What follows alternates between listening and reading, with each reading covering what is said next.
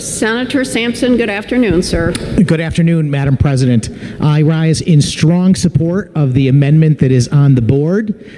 I want to thank my good colleague, Senator Fazio, for his very illustrative remarks and the detail in which he went into what exactly this package of tax relief offers the residents of Connecticut.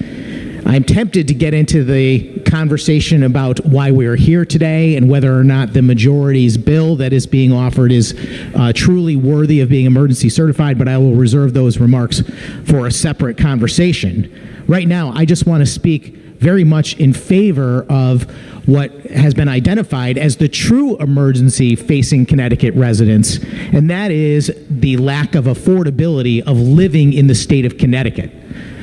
Everyone within the sound of my voice recognizes that Connecticut is one of the most difficult places to survive financially in our entire country, maybe only challenged by California, which is an entirely different type of entity. And I have a good friend, Senator Fazio, who likes to say that while Hawaii and Alaska are detached from the continental U.S., California is detached from reality. And I always think that's a great comment and so true. But Connecticut is also detached from reality, And it's become more and more detached as the majority party has been reelected year after year, now culminating in decades of one-party rule in the state of Connecticut, whereby policies are advanced that continue to grow the size and scope of government and the cost to the people that live here. Enough is enough. The bill that is before us is a collection of, 17 or 20 individual items, not a single which, and I would challenge anyone to prove to me that any of them rise to the level of an emergency, particularly when we are in the middle of the legislative session. In fact, we're at the very beginning, where bills are just being raised as concepts, where there are public hearings going on almost every day. I was in 3 public hearings simultaneously yesterday, including one in labor, where the labor items that are in this bill could have been addressed. What really matters right now, what the real emergency facing the people of Connecticut is affordability and their ability to be able to survive in the state of Connecticut. This amendment would create an unbelievably large reduction in the tax burden that Connecticut residents face. I just want to state for a second, that we heard over the last couple of years that the Lamont administration passed a $500 million tax cut. And I disagreed with that statement when it happened. I said so on this floor. And the reason why I did is because at a time when you are putting forth a budget that increases spending to the tune of billions of dollars, huge percentages increase in spending, it is very hard for me to understand how you could call that a tax cut. You might be adjusting a rate here or there, but ultimately, if the state of Connecticut is spending more money, that money comes to the state in the form of taxes. So taxes definitely went up. Also contained within that supposed $500 million tax cut was a huge portion of that money dedicated to the earned income tax credit. And that money is not a tax cut at all. That is a entitlement payment, effectively. It is almost like welfare. It is the state government using taxpayer dollars that they've collected from taxpayers around the state, and they're giving it back to another group of people, in some cases who have not even paid taxes at all. That is not a tax cut. That is a welfare program on the back of other taxpayers. And to say it's a tax cut is absurd. This plan is a genuine tax cut. And it is a direct result of our ability to provide a tax cut because of the massive overcollection of revenue in the form of taxes levied by this majority party. Our tax plan would eliminate the car tax, not by the way that the majority has proposed doing it over the last several years, which would effectively shift the property taxes folks back in their towns pay on cars over to homeowners by simply changing how a town is going to collect the same money. Ours does it in a totally different way. It still allows the town to collect those dollars to run their town budgets, but we would use the state's over collection of taxes to provide a tax credit against your income tax for those property taxes paid on your car, effectively eliminating your car tax that you pay to your municipality. A far better plan that is not some mischievous shift in responsibility. It's an actual tax cut. We also intend on reducing the income tax burden for state residents by $1 billion. $1 billion. And that's a 40% reduction for single filers making $50,000 and joint filers at around $100,000. Then there's also another reduction for single filers that are making $100,000 or more.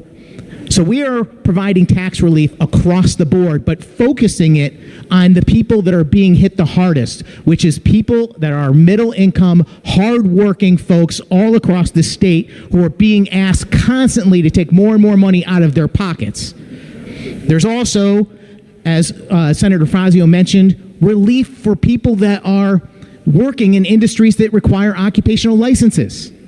Think about it. Why are we making it more difficult for someone to become a HVAC professional or to be a teacher or a realtor or even a speech and language pathologist? Why are we asking these folks to pay a license fee for the privilege of going to work? We should make it easier for people to go to work, to start a small business, or to enter into an industry and make a living at it.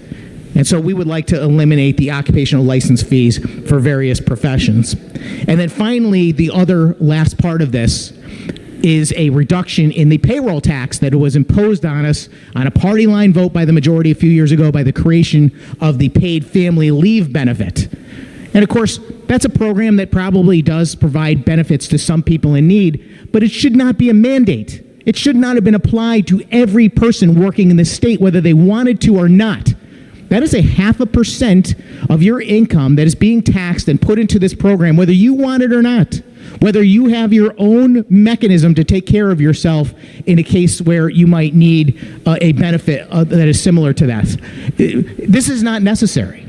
And in fact, as was pointed out by the good senator, we are collecting so much more in tax revenue than is actually needed that there's a massive surplus in that program also, to the point where almost every day when I get in the car, I hear another radio ad trying to advertise to people just how easy it is to get benefits from this program. That's an absurdity. The thing should never have been passed to begin with, in my view. People who want to purchase insurance products should be ready and able to do so, but they should not be mandated by the state of Connecticut against the will of the individuals. Not to mention the fact that that program has completely undermined the short-term disability insurance industry. The fact of the matter is the state of Connecticut is flush with money right now. And the reason why it's flush with money is because the majority is taxing you too much. They're collecting too much of your money in too many different ways. They brought us here on the opening day of session, which is normally just a day where it's more pomp and circumstance and celebratory than anything else. But no, not this year.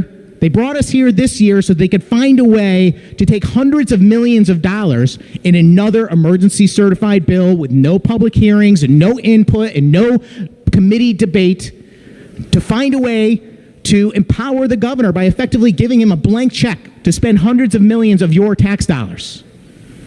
What we want to do is we want to go back to using the legislature the way it was intended, with public input, with a legislative process that makes sense, with actual committee meetings where the members debate the merits of legislation. And what we want to do is we want to find ways to make it easier and better to live in Connecticut. I don't like the idea of even offering an amendment on today's bill because I don't think we should be here doing this. We should not be circumventing the legislative process. But since the majority has brought us here under this grand claim that there's an emergency, let's remember what the real emergency is. The real emergency is whether or not our neighbors can afford to live in our state. I have constituents reaching out to me nearly every day, struggling to make decisions about whether they're going to pay for their medication or their electric bill. I'm talking about senior citizens. I'm talking about veterans. Recently, I met with a senior citizen who lives in my district who called me over to his house for an entirely different issue, but in the conversation, I learned that this man is struggling to have his boiler serviced, to pay for his medication. He lost his wife recently. This is a gentleman who's a veteran. He was very proud to say that he's never taken one nickel of government assistance, that he has paid his way his whole life. And now he is faced with maybe losing his home because his property taxes continue to rise every year. His responsibilities continue to rise. This is a guy who bought his house probably 4 decades ago. The amount he paid for his house is probably only slightly more than his annual tax bill now. That is not right. Something must be done about it. And our amendment is the first step in doing something about it. It's about taking the fact that the state of Connecticut is now holding on to taxpayers' money it doesn't need to because they've collected too much and finding ways to give it back. On opening day, we offered an amendment as Senate Republicans to actually take the $330 million that the governor was granted in the form of a blank check. We offered an amendment to just give it back to the taxpayers as a rebate. No, failed on a party line vote. And we're about to take another vote right now, ladies and gentlemen. We're going to vote right now on whether or not we're going to provide more than $1 billion of actual tax relief to the Connecticut citizens who are struggling because this state is so unaffordable when the state is flush with money. We're going to take that vote. And it's a very simple vote. If you think affordability is the real emergency in Connecticut that ought to be addressed and that people deserve to have some of their money come back to them, then you vote yes. If you think that the state should be spending money on new projects and expanding government with complete and utter disregard for how people are struggling, well, I guess then you vote no. And I encourage the people watching to pay very close attention to the board at the end of this vote, and you will know who's on your side to make Connecticut more affordable or not. Thank you very much, Madam President. Have all the senators voted? The machine is locked. Mr. Clerk, please give us the tally, sir. Senate Amendment A, Senate Bill 298, total number voting 36, total voting yea 11, total voting nay 25, absent not voting 0. Amendment fails.